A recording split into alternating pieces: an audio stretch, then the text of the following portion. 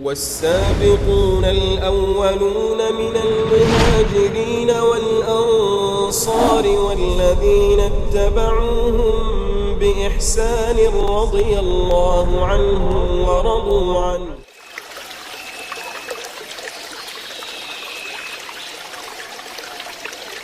بسم الله الرحمن الرحيم.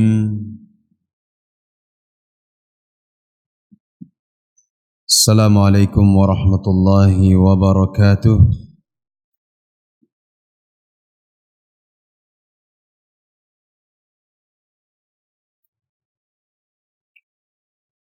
Alhamdulillah,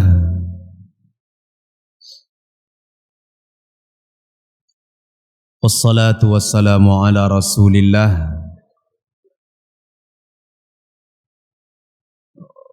wa ala alihi wa ashabihi wa man tabi'ah hudah.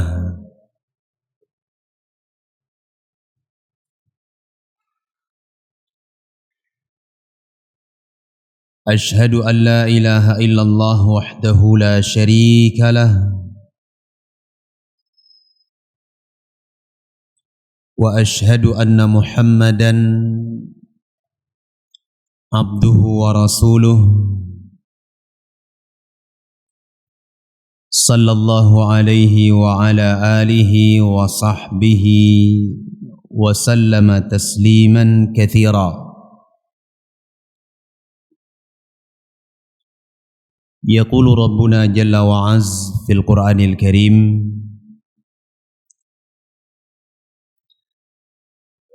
ya ayyuhalladzina amanu taqullaha haqqa tuqatih wa la tamutunna illa wa antum muslimun, amma ba'd. Hadirin jamaah salat maghrib yang dimuliakan oleh Allah Subhanahu wa taala. Alhamdulillah, segala puji dan syukur selalu dan senantiasa kita panjatkan kepada Allah Tabaraka wa Ta'ala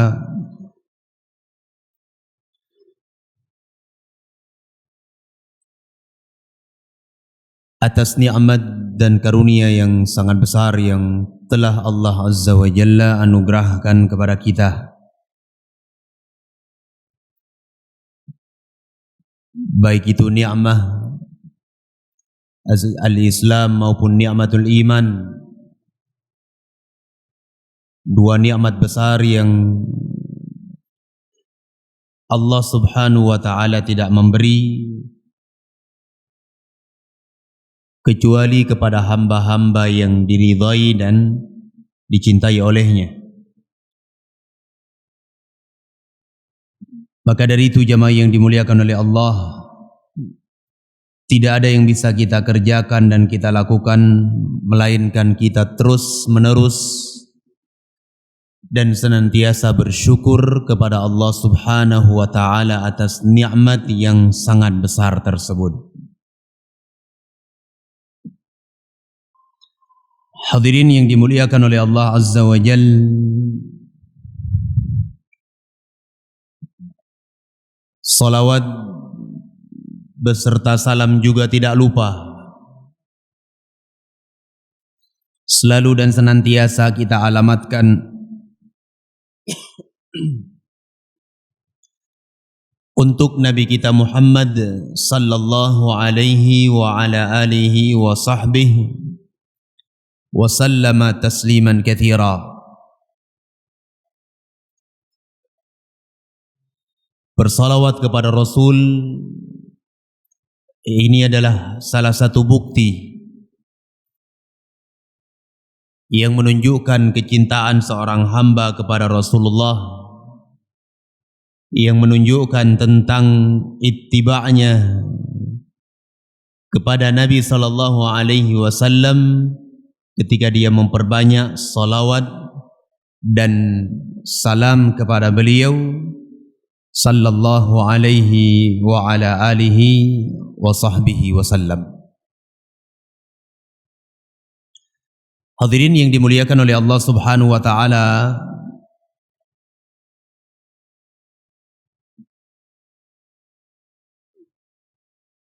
merupakan perkara yang selalu diingatkan dan diterangkan oleh para ulama, bahwa di antara perkara yang akan menguatkan dan menambah keimanan dan ketakwaan kita kepada Allah Subhanahu wa taala adalah membaca dan mempelajari sirah perjalanan para ulama. Dan tentunya secara khusus jamaah yang dimuliakan oleh Allah Azza wa Jal, atau di antara perkara sirah yang paling penting untuk kita kenal adalah sirahnya para sahabat ridwanullah alaihim. Mengingat banyak pelajaran yang ada di dalamnya, banyak sekali nilai-nilai keimanan, ketakwaan yang bisa kita petik dengan membaca atau mempelajari sirah para ulama. Jamaah yang dimuliakan oleh Allah Azza wa Jal, saya teringat sebuah ucapan yang disebutkan oleh Syekh Al-Allamah Abu Abdurrahman Muqbil Ibn Hadi rahimahullah ta'ala, salah seorang ulama besar di negeri Yaman. Beliau pernah mengatakan, iqra'u siyar a'lam an-nubala faka'annakum taqa'una tahta jabalin azim. Beliau mengatakan, bacalah oleh kalian kitab Siyar A'lam An-Nubala. Nah, kitab Siyar A'lam An-Nubala ini adalah kitab yang ditulis oleh Al-Imam Al-Dhahabi Al-Syafi'i rahimahullahu ta'ala dalam 50 jilid, bahkan lebih dari itu. Di dalamnya Al-Imam Al-Dhahabi rahimahullahu ta'ala menyebutkan perjalanan para ulama mulai dari sahabat Rasulullah ridwanullah alaihim sampai pada masa beliau. Sampai pada masa beliau. Nah, ini ditulis oleh Al-Imam Al-Dhahabi di dalam 50 jilid lebih, jemaah yang dimuliakan oleh Allah. Jadi Syekh Muqbil mengingatkan, baca oleh kalian Siyar A'lam Nubala itu. Pelajari dan kaji kitab tersebut. Niscaya kalian itu akan merasa atau seakan-akan kalian berada di bawah sebuah gunung yang sangat kokoh. Bagaimana tidak jemaah yang dimuliakan oleh Allah? Para ulama mulai dari para sahabat ridwanullah alaihim sampai pada zaman Al-Imam Az-Zahabi rahimahullahu ta'ala, kita melihat sesuatu yang sangat-sangat mengherankan dan menakjubkan. Dilihat sisi kesabaran mereka, dilihat bagaimana mereka menuntut ilmu, ibadah mereka, ketakwaan mereka, tawakal mereka kepada Allah Azza wa Jal, kesungguh-sungguhan mereka di dalam berdakwah, menyampaikan ilmu, semangat mereka di dalam beramal dengan amalan saleh. Syekh Muqbil mengatakan, kalau kita baca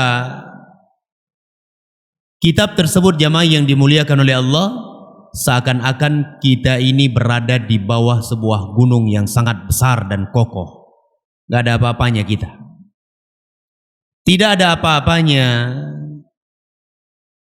semangat dan kesabaran kita kalau dibandingkan dengan apa yang mereka lakukan tersebut. Tidak ada sedikit pun bandingannya apa yang para sahabat lakukan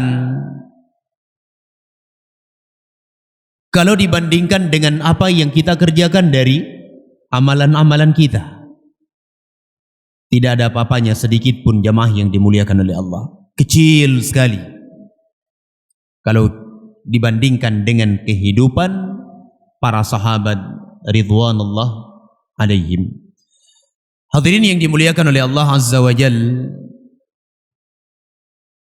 di antara yang disebutkan oleh para ulama adalah pelajaran yang berharga yang harus selalu kita baca dan kita pelajari adalah bagaimana kekhawatiran para sahabat Nabi ridwanullah alaihim dan rasa takut mereka kepada Allah subhanahu wa ta'ala serta ancaman Allah subhanahu wa ta'ala dengan nerakanya. Hadirin yang dimuliakan oleh Allah Azza wa Jal, malam hari ini saya tidak ingin menyebutkan kisah salah satu dari sahabat. Saya ingin menukilkan beberapa nukilan tentang keadaan sahabat Nabi ridwanullah alaihim yang menjelaskan tentang bagaimana rasa takut mereka tersebut kepada Allah subhanahu wa ta'ala dan terhadap azab yang Allah subhanahu wa ta'ala siapkan di dalam neraka. Diriwayatkan oleh Imam Al-Bukhari rahimahullahu ta'ala sebuah athar yang datang dari Anas bin Malik radhiyallahu ta'ala anhu. Beliau rahimahullahu ta'ala pernah mengatakan, kata Anas bin Malik radhiyallahu anhu, innakum la ta'maluna a'malan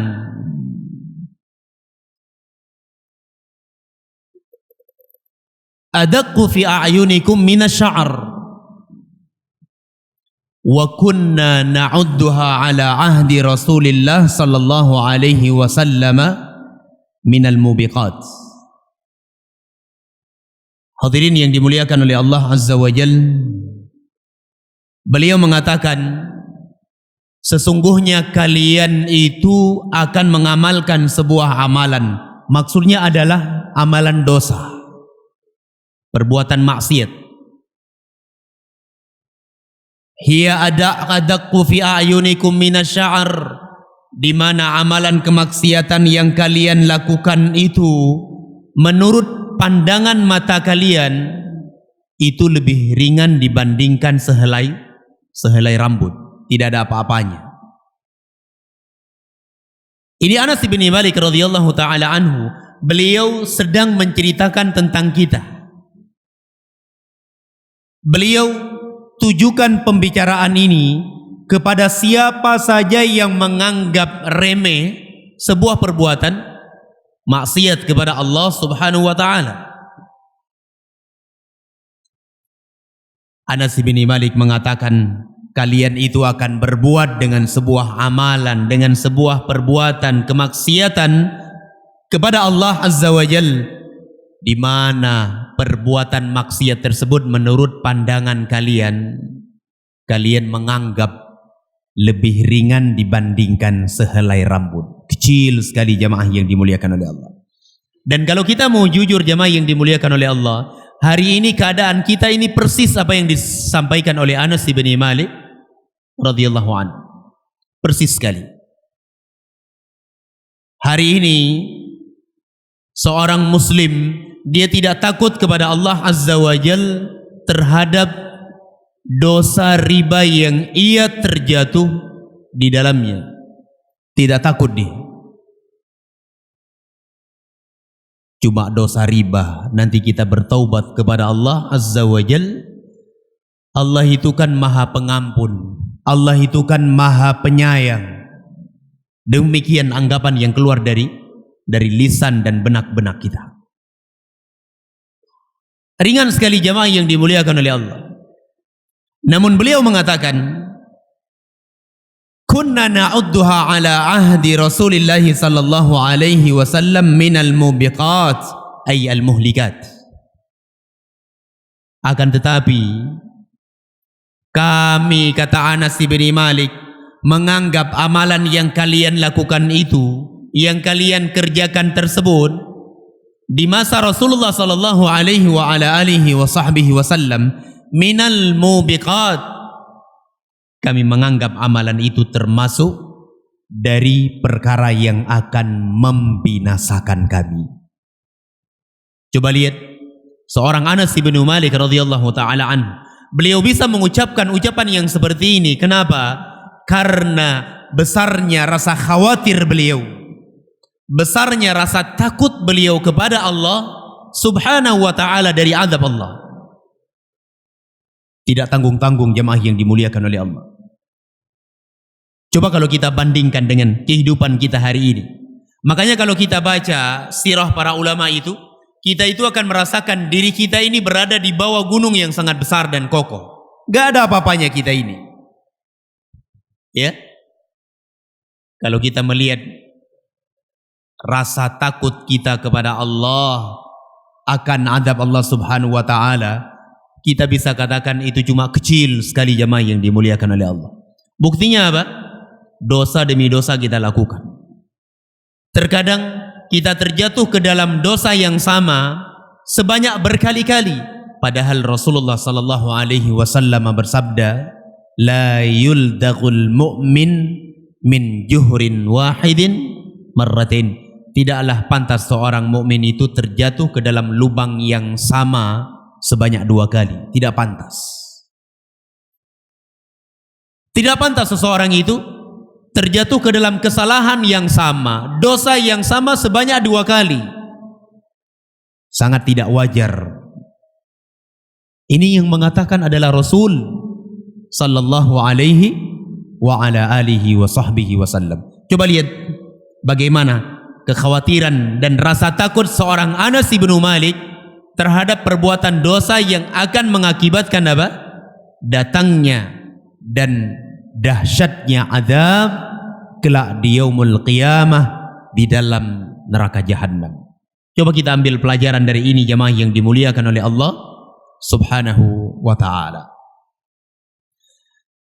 Baik jemaah yang dimuliakan oleh Allah, datang dalam riwayat yang lainnya dikeluarkan oleh Al-Imam Muslim rahimahullahu ta'ala di dalam kitab sahih beliau.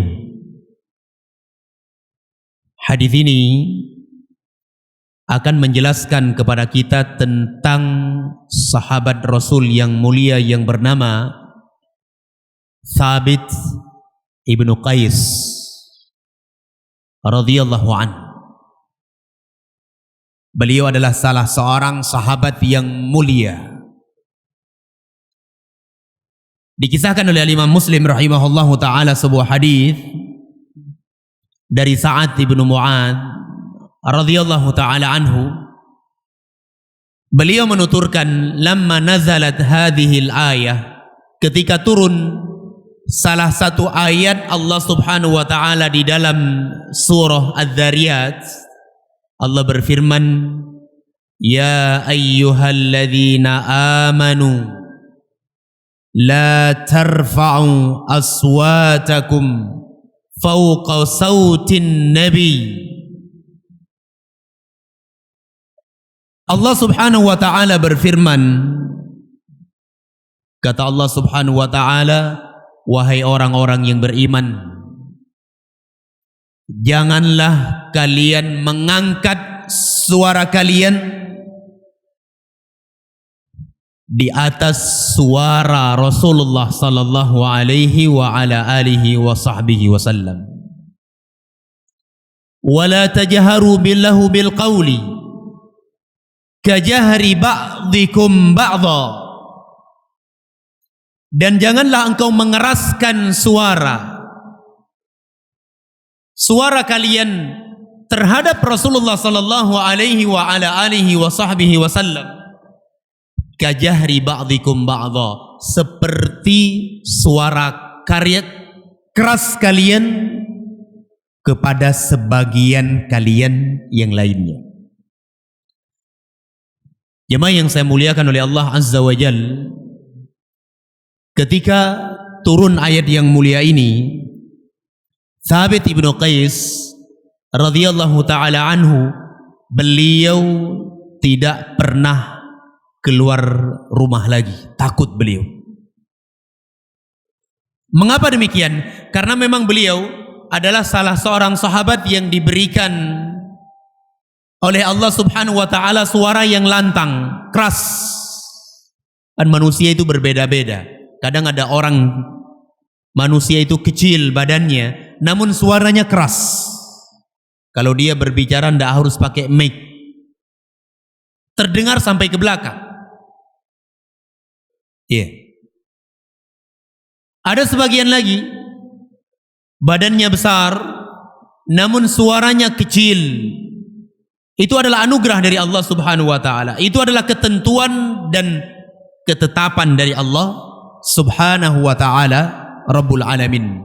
Nah, Thabit ibnu Qais ini radhiyallahu ta'ala anhu, beliau termasuk dari salah seorang sahabat yang dianugerahkan oleh Allah Subhanahu wa ta'ala suara yang tinggi. Kalau berbicara selalu suaranya keras. Bahkan orang yang jauh dari beliau tahu apa yang dibicarakan oleh Thabit ibn Qais ini. Suaranya keras. Kalau di zaman kita sekarang ini tidak perlu bicara pakai mic pun terdengar. Suaranya keras memang, kuat sekali. Nah, jamaah yang dimuliakan oleh Allah Azza wa Jal, ketika turun ayat ini, ya ayyuhalladzina amanu, wahai orang-orang yang beriman, la tarfa'u aswatakum fawqa sautin nabi, janganlah kalian mengangkat suara kalian di atas suara Rasulullah sallallahu alaihi wasallam, wa la tajharu lahu bil qaul, dan jangan kalian keraskan suara kalian kepada Nabi sallallahu alaihi wasallam seperti kerasnya suara sebagian kalian kepada sebagian kalian yang lainnya. Beliau khawatir, beliau takutkan ayat ini berbicara tentang beliau, jemaah yang saya muliakan. Takut sekali beliau. Sehingga semenjak turun ayat itu, beliau tidak pernah lagi keluar dari rumah. Di rumah terus beliau menangis, memohon ampunan kepada Allah Subhanahu wa ta'ala, meminta supaya Allah Azza wa Jalla mengampuni dosa-dosanya, kesalahan-kesalahannya, terus menerus menangis. Sampai suatu hari Rasulullah sallallahu alaihi wasallam mengatakan kepada Sa'ad bin Mu'adz, ya Sa'ad, ma balu Thabit, ada apa dengan Thabit ibnu Qais? Kok tidak pernah kelihatan lagi? Ya, ini menunjukkan perhatian Nabi sallallahu alaihi wasallam yang sangat besar terhadap para sahabat, terhadap kaum muslimin. Ada orang yang selalu hadir di majelis ilmu, ada seseorang yang selalu hadir salatul jamaah. Tiba-tiba dia tidak datang beberapa hari ini. Ada apa? Kemana dia? Ini harusnya kita berperangai seperti itu, jamaah yang dimuliakan oleh Allah. Ada kawan kita tidak nampak di masjid, salatul jamaah sudah 1, 2, 3 hari. Kita tanyakan, kemana dia? Ada apa keadaannya? Barangkali dia sakit, barangkali dia sedang tertimpa musibah, barangkali dia dalam keadaan susah dan sebagainya. Sehingga kita bisa berbuat sesuatu yang bisa meringankan bebannya tersebut. Sebagaimana Nabi sallallahu alaihi wa ala alihi wa sahbihi wasallam, beliau tanyakan kepada Sa'ad bin Mu'adz, wahai Sa'ad, ada apa dengan Thabit bin Qais? Kenapa dia tidak pernah nampak belakangan ini? Faqala Sa'ad bin Mu'adz, berkatalah Sa'ad bin Mu'adz, wahai Rasul sallallahu alaihi wasallam, ia sedang dalam keadaan sedih di rumahnya. Bahwasanya Thabit ibnu Qais sedang merasakan kesedihan yang sangat dan terus menangis di rumahnya. Lalu Rasulullah sallallahu alaihi wa ala alihi wa sahbihi wasallam perintahkan Sa'ad bin Mu'adz untuk datang menemui Thabit ibnu Qais radhiyallahu anhu. Datanglah Sa'ad ibnu Mu'adz menemui Thabit ibnu Qais di rumahnya. Ketika sampai Sa'ad ibnu Mu'adz ke rumah Thabit ibnu Qais, beliau langsung menyebutkan tentang apa yang ditanyakan oleh Rasulullah sallallahu alaihi wasallam tentang beliau. Lalu Thabit ibnu Qais radhiyallahu taala anhu mengatakan, nazalat hadhil ayah, wahai Sa'ad ibnu Mu'adz, kalian tahu Allah subhanahu wa ta'ala telah menurunkan ayatnya di dalam Al-Quranul Karim, ya ayyuhalladzina amanu la tarfa'u aswatakum fawqa sautin nabi wa la tajharu lahu bil qawli kajahri ba'dikum ba'dha. Telah turun ayat itu, ya, fa'ana min ahlin nar, kata Thabit ibnu Qais, maka aku termasuk dari penghuni neraka tersebut. Wa ana min arfa'ikum sautan ala Rasulillah sallallahu alaihi wasallam, dan aku termasuk dari orang di antara kalian, ya, yang mengangkat suara, yang keras suaranya di hadapan Nabi sallallahu alaihi wasallam. Fa ana min ahlin nar, maka aku termasuk dari penghuni neraka Allah subhanahu wa ta'ala. Demikian khawatir dan takutnya beliau. Kekhawatiran yang sangat besar, jamaah yang dimuliakan oleh Allah. Coba lihat, turun ayat berbicara yang maknanya itu bukan seperti yang beliau pahami. Namun yang beliau pahami waktu itu sesuatu yang tidak dipahami oleh Nabi SAW. Beliau kira ayat itu turun untuk beliau berbicara dan menegur beliau Thabit ibnu Qais radhiyallahu anhu. Sehingga jemaah yang dimuliakan oleh Allah, kembalilah Sa'ad ibnu Mu'adz radhiyallahu taala anhu bertemu dengan Rasulullah SAW. Beliau ceritakan, wahai Rasulullah, Thabit ibnu Qais sedang mengeluh, dia mengeluh turunnya ayat tersebut. Lalu Sa'ad ibnu Mu'adz menceritakan apa yang ia dengarkan dari Thabit ibnu Qais radhiyallahu taala anhu tentang apa yang menimpa Thabit ibnu Qais radhiyallahu anhu.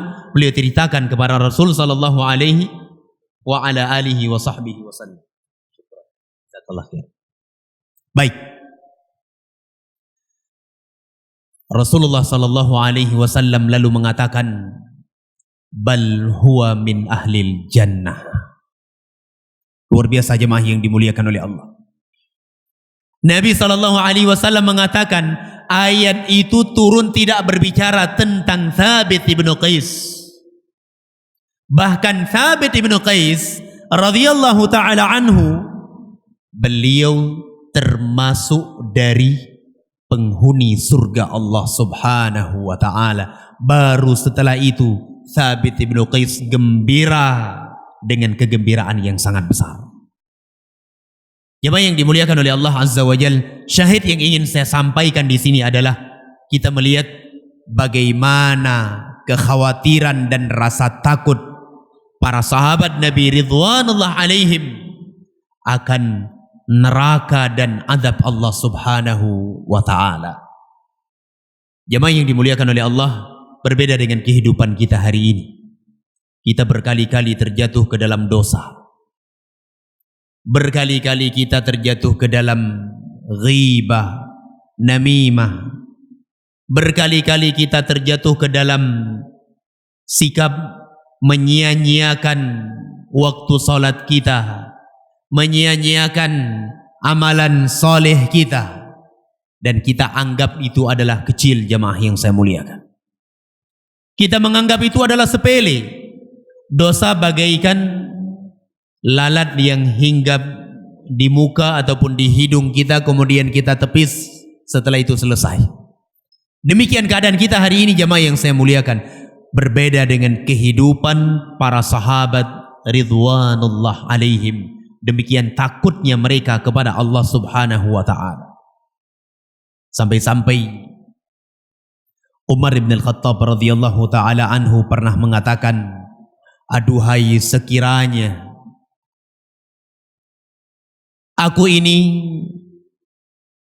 merupakan daun yang ada di pinggir jalan, kemudian datang hewan ternak kemudian memakan daun tersebut, dan aku tidak dihisap oleh Allah Subhanahu wa taala.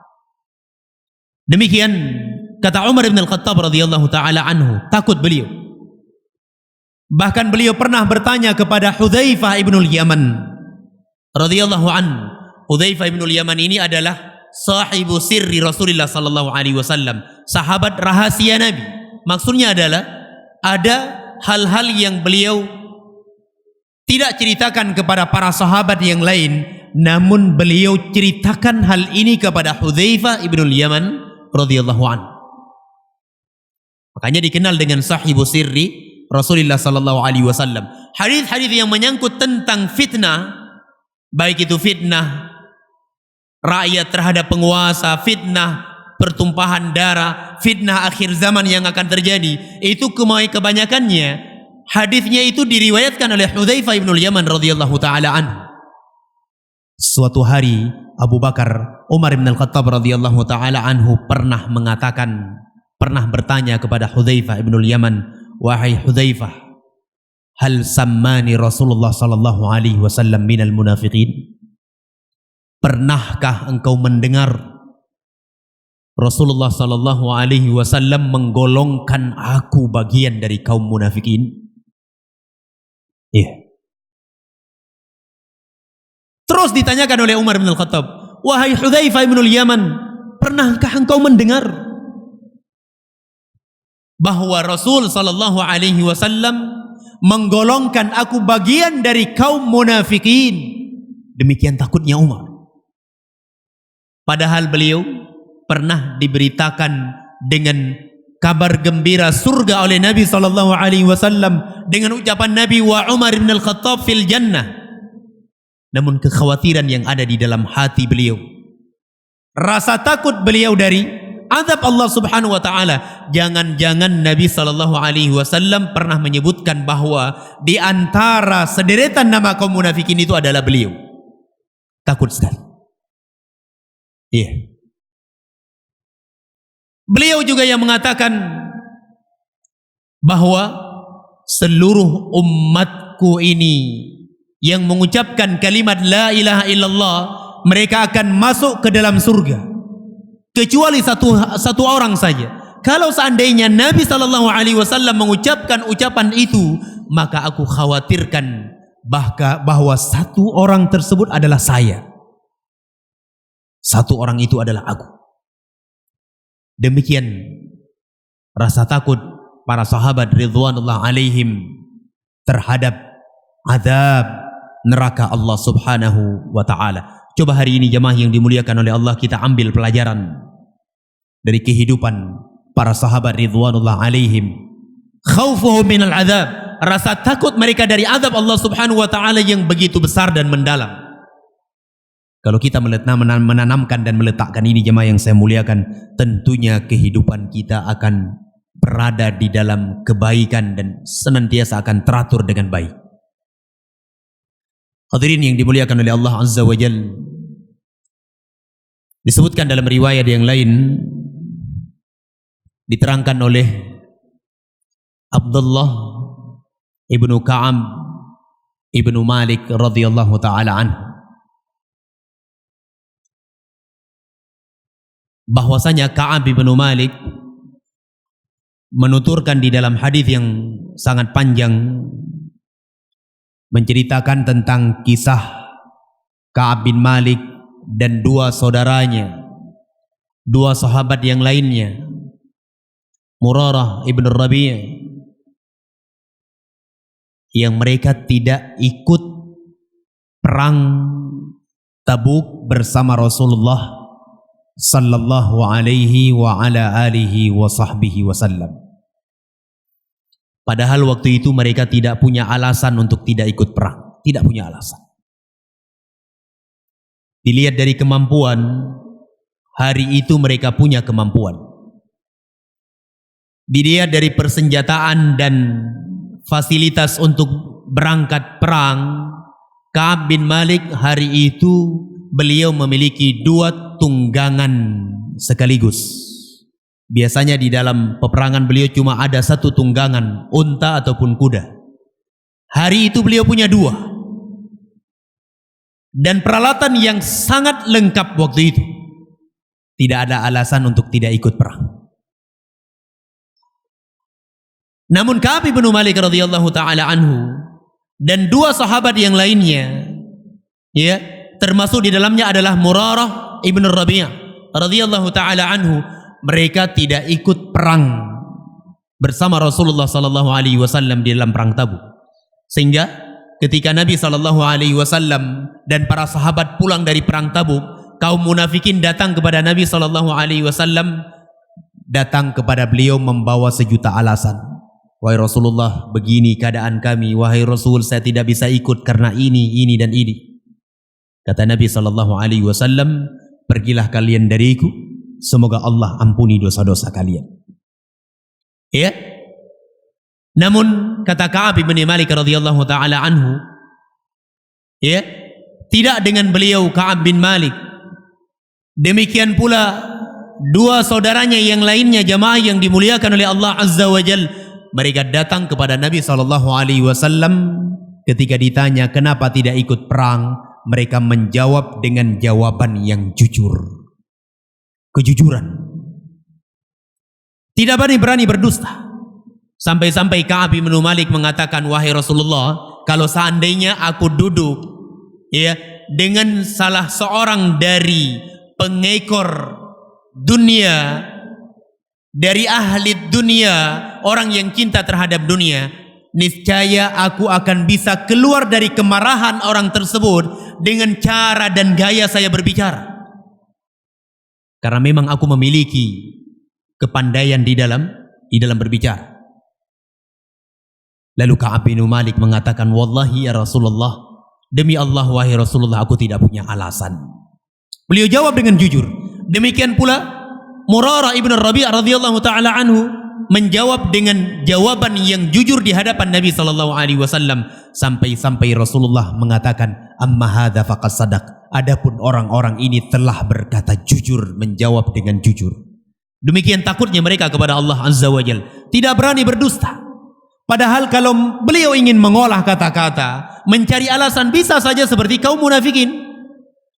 Namun kata Ka'ab bin Malik, wahai Rasulullah, aku khawatir hari ini aku bisa keluar dari kemarahan engkau, namun takutnya aku nanti Allah Azza wa Jalla akan membongkar suatu saat nanti apa yang aku simpan di dalam dadaku dari kebohongan dan kedustaan tersebut. Demikian jemaah yang dimuliakan oleh Allah. Bahkan ketika mereka tersebut dihajar, dibaikot oleh Nabi sallallahu alaihi wasallam selama 50 hari 50 malam. Selama 50 hari 50 malam dibaikot oleh Nabi, tidak diajak bicara, tidak ditegur, tidak dijawab salamnya. Ya. Demikian dilakukan oleh Nabi sallallahu alaihi wasallam atas perintah dari Allah Subhanahu wa taala. Tidak ada yang dilakukan oleh para sahabat tersebut kecuali mereka selalu dan senantiasa menangis di dalam rumah-rumah mereka. Takut, khawatir apa yang mereka lakukan tersebut, dan taubat mereka itu tidak diterima oleh Allah Subhanahu wa taala. Maka dari itu jamaah yang saya muliakan, ini sepenggal kisah ataupun sirah tentang bagaimana rasa takut para sahabat ridwanullah alaihim terhadap azab Allah Subhanahu wa taala. Makanya tidak salah ketika Allah Subhanahu wa taala menyebutkan tentang mereka di dalam Al-Qur'anul Karim. Kata Allah Subhanahu wa taala, tarahum ruk'an sujjada yabtaghuna fadlan minallahi wa ridwana. Engkau akan lihat mereka wahai Muhammad sallallahu alaihi wasallam, mereka itu sujud, ruku', salat kepada Allah Subhanahu wa taala. Tidak ada yang mereka harapkan dari itu semuanya kecuali keridhaan dan pahala dari Allah Subhanahu wa taala. Wallahu taala a'lam bissawab. Jemaah yang saya muliakan, ini mungkin yang bisa kita kaji dan kita sampaikan. di dalam pertemuan kali ini untuk menutupi kekosongan Al-Ustaz Azhari hafizahullah ta'ala. Semoga apa yang kita bacakan dan kita kaji ini bermanfaat, terutama untuk saya pribadi, kemudian kepada jamaah sekalian. Mohon maaf atas segala kekurangan dan kesalahan. Hadza wallahu a'lam. Subhanakallahumma wa bihamdik asyhadu an la ilaha illa ant astaghfiruka wa atubu ilaik. Wa sallallahu ala nabiyyina Muhammadin wa ala alihi wa ashabihi ajma'in. Walhamdulillahi rabbil alamin. Assalamualaikum warahmatullahi wabarakatuh.